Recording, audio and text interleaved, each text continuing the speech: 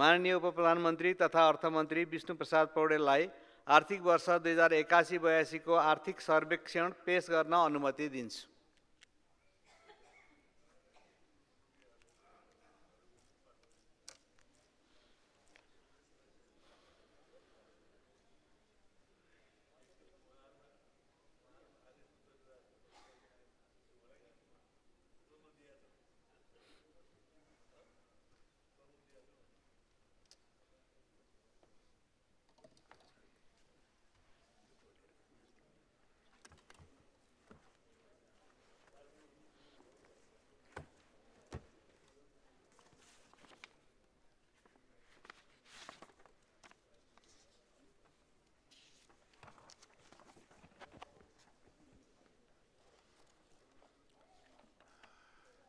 सम्माननीय सभामुख महोदय,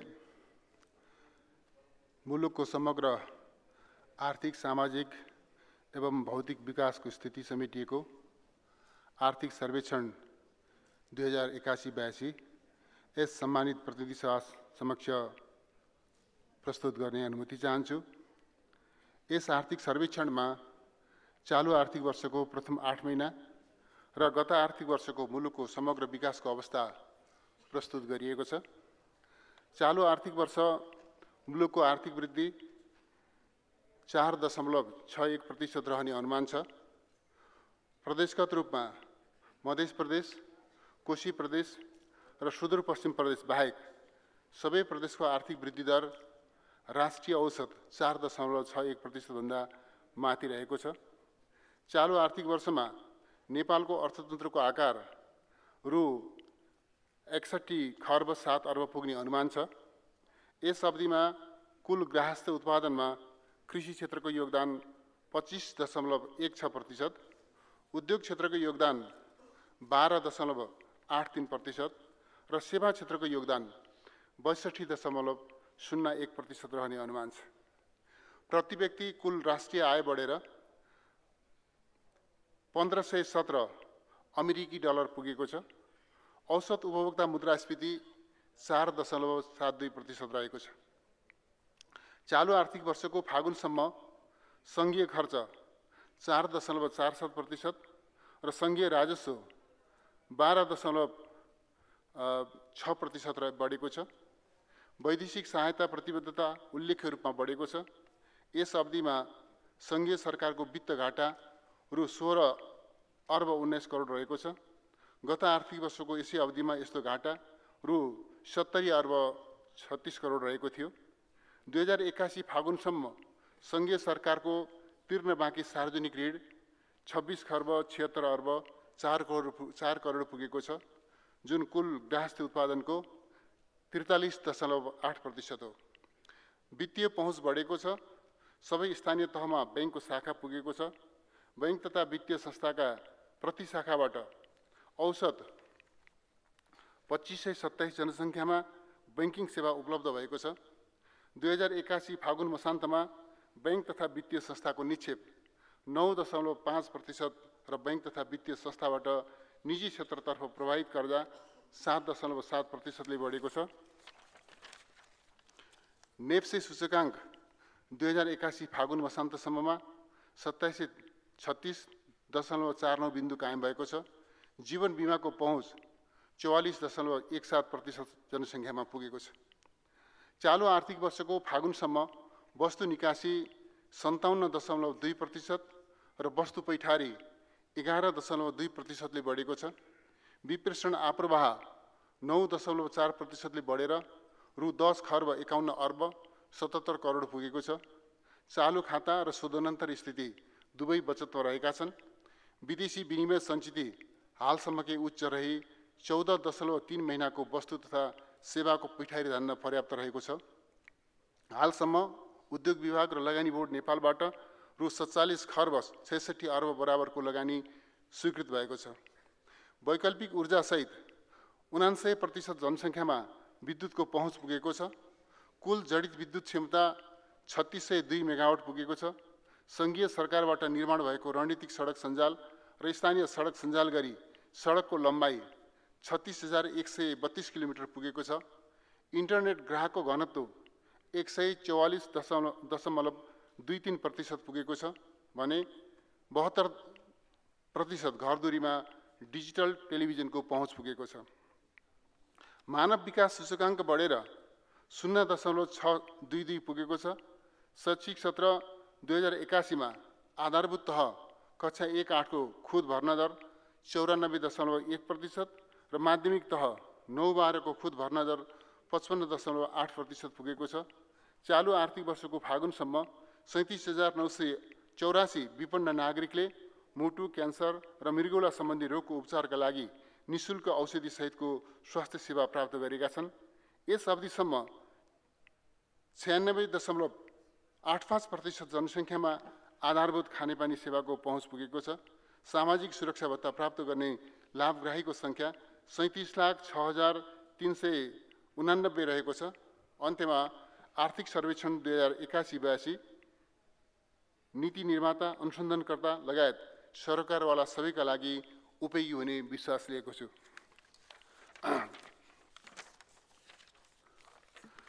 सामान्य सभामुख महोदय,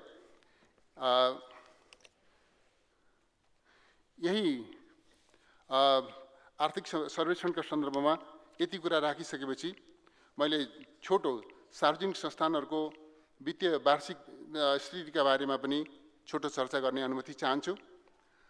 सामान्य सभामुख महोदय, नेपालको सार्वजनिक संस्थानको आर्थिक वर्ष 2080-81 को समग्र अवस्था, उपलब्धि, सञ्चालनको चुनौती र सुधार क्षेत्र जस्ता विषयलाई समेटेर सार्वजनिक संस्थानको वार्षिक स्थिति समीक्षा 2082 सम्मानित प्रतिनिधि सभा समक्ष प्रस्तुत गर्न चाहन्छु। सार्वजनिक संस्थानको वास्तविक अवस्थाको जानकारी आम नागरिक र सरकारवालासम्म पुर्याई पारदर्शिता र जवाफदेहिताको अभ्यासलाई सुनिश्चित गर्न प्रत्येक वर्ष सार्वजनिक संस्थानको स्थिति समीक्षा सम्मानित सभा समक्ष प्रस्तुत गर्ने गरिएको छ। नेपालमा हाल विभिन्न औद्योगिक, व्यापारिक, सेवा, सामाजिक, जनोपयोगी र वित्तीय क्षेत्रमा गरी 45 वटा सार्वजनिक संस्थान सञ्चालनमा रहेका छन्, जसमध्ये 20 वटा पूर्ण सरकारी स्वामित्वका र 25 वटा सरकारको अधिकांश स्वामित्व रहेका छन्। आर्थिक वर्ष 2080-81 मा सार्वजनिक संस्थानको कुल सम्पत्ति गत आर्थिक वर्षभन्दा 2.20% ले वृद्धि भई रु 29 खर्ब 10 अर्ब 17 करोड पुगेको छ। सार्वजनिक संस्थानमा नेपाल सरकारको कुल लगानी समीक्षा अवधिसम्म 5.86% ले वृद्धि भई रु 7 खर्ब 3 अर्ब 93 करोड पुगेको छ, जसमा शेयर लगानी रु 3 खर्ब 64 अर्ब 86 करोड र ऋण लगानी रु 3 खर्ब 39 अर्ब 7 करोड रहेको छ। आर्थिक वर्ष 2080-81 मा संस्थानको कुल सञ्चालन आय रु 6 खर्ब 60 अर्ब 15 करोड पुगेको छ, जुन अघिल्लो आर्थिक वर्ष 2079-80 को तुलनामा 0.22% ले कम हो। कुल ग्राहस्थ्य उत्पादनमा सञ्चालन आयको अनुपात 11.57% रहेको छ। सञ्चालनमा रहेका संस्थानहरूमध्ये 28 वटा नाफामा, 15 वटा घाटामा र 2 वटा बन्द अवस्थामा रहेका छन्। वार्षिक आर्थिक वर्ष 2080-81 मा सार्वजनिक संस्थानको खुद नाफा रु 42 अर्ब 62 करोड पुगेको छ, जुन गत समीक्षा अवधिको तुलनामा 12.88% ले कम हो। नोक्सानीमा रहेका संस्थानहरूको खुद नोक्सानी रु 3 अर्ब 63 करोड रहेको छ।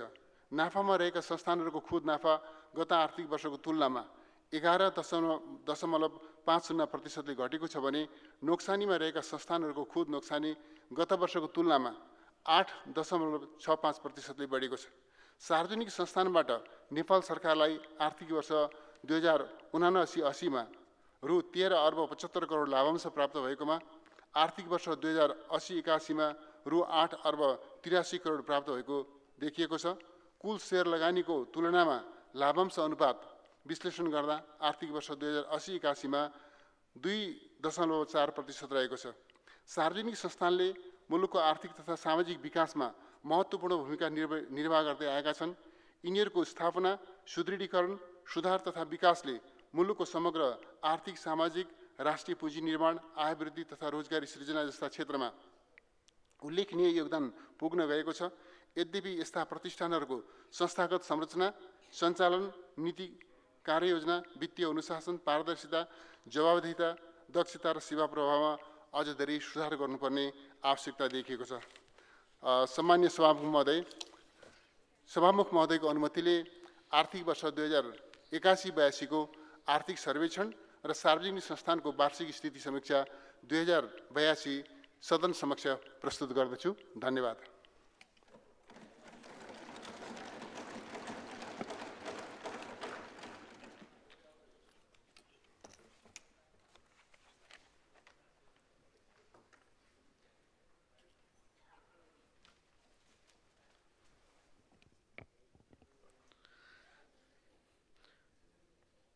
मान्य सदस्यहरू, अब प्रतिनिधि सभाको